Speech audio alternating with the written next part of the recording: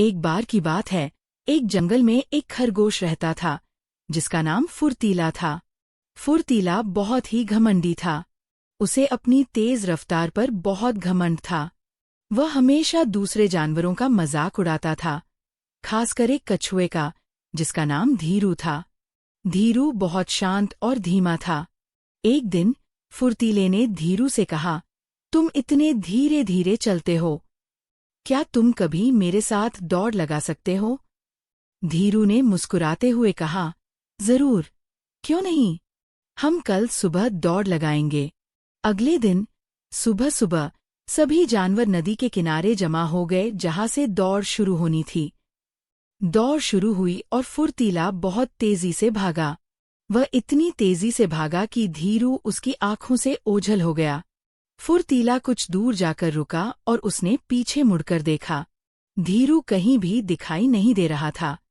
फुर्तीला ने सोचा, धीरू को यहाँ तक पहुँचने में बहुत समय लगेगा, मैं थोड़ी देर आराम कर लेता हूँ। वह एक बड़े पेड़ के नीचे लेट गया और आराम करने लगा। थोड़ी देर बाद उसे नींद आ गई और वह सो गया। धीरू अपनी धीमी गति से लगातार चलता रहा। वह रुका नहीं और उसने हार नहीं मानी। वह जानता था कि वह फुर्तीले जितना तेज नहीं है, लेकिन उसने हिम्मत नहीं छोड़ी। उसने फुर्तीले को सोते हुए देखा, लेकिन वह रुका नहीं। वह धीरे धीरे चलता रहा और जल्द ही उसने समाप्ति रेखा पार कर ली। जब फुर्तीला जागा तो उसने देखा कि धीरू पहले से ही वहां पहुंच चुका था। फुर्तीला बहुत शर्मिंदा हुआ। उसने हार मान ली थी। सभी जानवर धीरू के लिए तालियां बजा रहे थे। फुर्तीले को अपनी गलती का एहसास हुआ। उसने धीरू से माफी मांगी और कहा, तुम्हारी जीत का कारण तुम्हारी धीमी गति नहीं, बल्कि तुम्हारी मेहनत और लगन थी। उस दिन के बाद फुर्तीला ने कभी भी किसी का मजाक नहीं उड़ाया और उसने सीखा कि लगातार कोशिश करने से ही सफलता मिलती है। एक गांव में एक बूढ़ी दादी रहती थी, जिनका नाम लीला था। लीला दादी को बागवानी का बहुत शौक था। उनके घर के पीछे एक छोटा सा बगीचा था, जिसमें वह तरह तरह की सब्जियां उगाती थीं।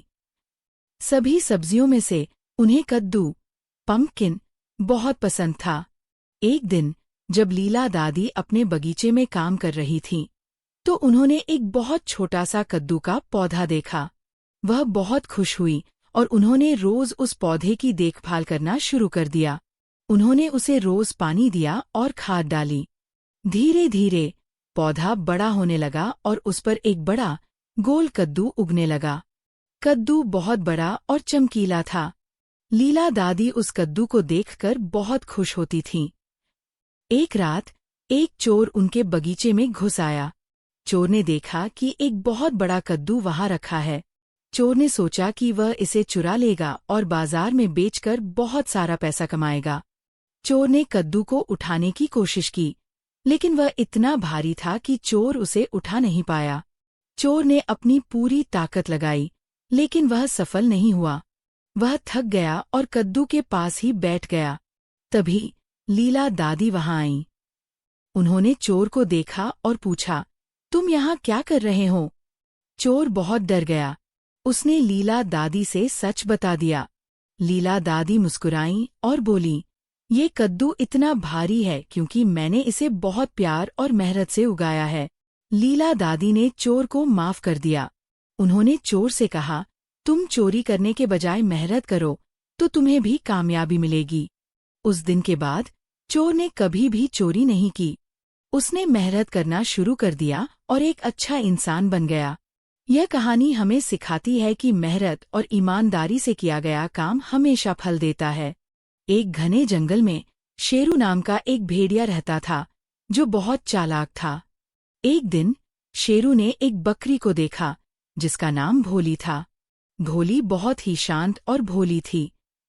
शेरू को भोली को देखकर उसे खाने का विचार आया। वह भोली के पास गया और उससे कहा, मेरे प्यारे दोस्त, मैं तुम्हें खा जाऊंगा। भोली बहुत डर गई, लेकिन उसने हिम्मत से काम लिया। उसने कहा, मुझे पता है कि तुम बहुत ताकतवर हो, लेकिन तुम जानते हो कि मैं बहुत बूढ़ी हूँ और मेरी हड्डियां बहुत कठोर हैं। अगर तुम मुझे अभी खाओगे तो तुम्हारी हड्डियां टूट सकती हैं। तुम मुझे बाद में खा लेना, जब मैं और बूढ़ी हो जाऊंगी। शेरू को लगा कि भोली सही कह रही है। उसने सोचा, ठीक है, मैं तुम्हें अभी नहीं खाऊंगा, लेकिन मैं तुम्हें बाद में खाऊंगा। ये सुनकर भोली बहुत खुश हुई। उसने शेरू से पूछा, क्या तुम मेरा गाना सुनना पसंद करोगे? शेरू ने कहा, जरूर। भोली ने गाना शुरू किया और उसका गाना इतना मधुर था कि शेरू मंत्रमुग्ध हो गया। वह गाना सुनकर शेरू इतना खुश हो गया कि वह नाचने लगा। तभी भोली ने एक उपाय सोचा। उसने कहा, शेरू, मुझे लगता है कि तुम बहुत थक गए हो। तुम्हें थोड़ी देर आराम करना चाहिए। शेरू ने कहा, हाँ, तुम सही कह रही हो। भोली ने शेरू को एक पेड़ के नीचे सुला दिया। जब शेरू सो रहा था, भोली वहां से भाग गई। जब शेरू जागा तो उसने देखा कि भोली वहां नहीं थी। उसे अपनी मूर्खता पर बहुत गुस्सा आया। वह भागा, लेकिन तब तक भोली बहुत दूर जा चुकी थी। शेरू को अपनी गलती का एहसास हुआ। उसने सीखा कि हमें किसी की बाहरी दिखावट को देखकर किसी का न्याय नहीं करना चाहिए। एक नदी के किनारे एक जामुन का पेड़ था, जिस पर मोटू नाम का एक शरारती बंदर रहता था। मोटू बहुत खुशमिजाज और दयालु था। नदी में टोनू नाम का एक मगरमच्छ भी रहता था, जो मोटू का दोस्त था। मोटू रोज टोनू के लिए जामुन तोड़कर फेंकता था और टोनू उन्हें बहुत मजे से खाता था। एक दिन मगरमच्छ ने सोचा, अगर जामुन इतने मीठे हैं तो बंदर का दिल कितना मीठा होगा। उसने अपनी पत्नी को यह बात बताई। मगरमच्छ की पत्नी बहुत चालाक थी।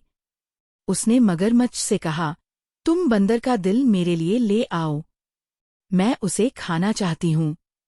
मगरमच्छ को यह सुनकर बहुत बुरा लगा, लेकिन वह अपनी पत्नी की बात मान गया। अगले दिन जब मोटू जामुन दे रहा था, तो मगरमच्छ ने उससे कहा, मेरे दोस्त, मेरी पत्नी ने तुम्हें दावत पर बुलाया है, तुम आज मेरे घर चलना। मोटू बहुत खुश हुआ। वह तुरंत मगरमच्छ की पीठ पर बैठ गया और वे दोनों नदी के बीचों बीच चल पड़े। नदी के बीच में पहुंचकर मगरमच्छ ने कहा, मेरे दोस्त, मुझे तुमसे कुछ कहना है। मेरी पत्नी तुम्हारा दिल खाना चाहती है। ये सुनकर मोटू घबरा गया, लेकिन उसने तुरंत अपनी समझदारी का इस्तेमाल किया। वह हंसने लगा और मगरमच्छ से बोला, मेरे दोस्त, तुमने मुझे पहले क्यों नहीं बताया? हम तो बंदर अपना दिल पेड़ पर रखते हैं। अगर हम अपना दिल लेकर जाते तो मैं तुम्हें जरूर दे देता। मगरमच्छ मूर्ख बन गया। उसने सोचा कि मोटू सही कह रहा है। उसने तुरंत मोटू को वापस जामुन के पेड़ के पास छोड़ा। पेड़ पर आते ही मोटू तुरंत पेड़ पर चढ़ गया। वह हंसते हुए मगरमच्छ से बोला, मूर्ख मगरमच्छ, क्या किसी के पास दिल के बिना जिंदगी हो सकती है? मगरमच्छ को अपनी मूर्खता पर बहुत गुस्सा आया और वह उदास होकर वापस चला गया। उस दिन मोटू ने अपनी समझदारी से अपनी जान बचाई और उसने ये भी सीखा कि हमें किसी पर भी आंखें बंद करके विश्वास नहीं करना चाहिए। एक जंगल में 3 छोटे सूअर रहते थे। उनके नाम सोनू, मोनू और गोलू थे। वे बहुत खुश थे और हमेशा खेलते रहते थे। लेकिन एक दिन उनकी माँ ने उनसे कहा, बच्चों, अब तुम बड़े हो गए हो, तुम्हें अपना अपना घर बना लेना चाहिए। तीनों छोटे सूअर घर बनाने के लिए निकल पड़े। सोनू सबसे आलसी था। उसने जल्दी से कुछ सूखी घास और लकड़ियां इकट्ठा की और एक छोटा सा घर बना लिया। उसे लगा कि यह घर काफी मजबूत है। मोनू थोड़ा मेहनती था। उसने कुछ लकड़ियां काटी और उनसे एक मजबूत घर बनाया। उसे लगा कि उसका घर सोनू के घर से ज्यादा सुरक्षित है। गोलू सबसे समझदार और मेहनती था। उसने बहुत सारी ईंटें इकट्ठा की और उनसे एक बहुत मजबूत घर बनाया। उसे पता था कि उसका घर सोनू और मोनू के घरों से ज्यादा सुरक्षित होगा। कुछ दिनों बाद जंगल में एक बड़ा भेड़िया आया। वह बहुत भूखा था और उसे छोटे सूअर दिखाई दिए। भेड़िया सबसे पहले सोनू के घास के घर के पास गया। उसने दरवाजे पर फूंक मारी और घर ताश के पत्तों की तरह उड़ गया। सोनू डरकर मोनू के लकड़ी के घर में भाग गया। भेड़िया मोनू के घर के पास गया और दरवाजे पर फूंक मारी। लकड़ी का घर भी थोड़ी ही देर में टूट गया।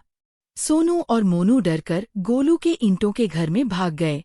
भेड़िया गोलू के घर के पास गया। उसने दरवाजे पर कई बार फूंक मारी, लेकिन ईंटों का घर बहुत मजबूत था और वह नहीं टूटा। भेड़िया थक गया, लेकिन उसने हार नहीं मानी। उसने घर में घुसने के लिए चिमनी से उतरने की कोशिश की। गोलू बहुत समझदार था। उसने चिमनी के नीचे एक बड़ा पतीला रखा और उसमें पानी भरकर आग लगा दी। जैसे ही भेड़िया चिमनी से नीचे उतरा, वह गर्म पानी में गिर गया और जल गया। इस तरह गोलू ने अपनी समझदारी और मेहनत से अपने और अपने भाइयों की जान बचाई। सोनू और मोनू को अपनी गलती का एहसास हुआ और उन्होंने सीखा कि मेहनत का फल हमेशा मीठा होता है।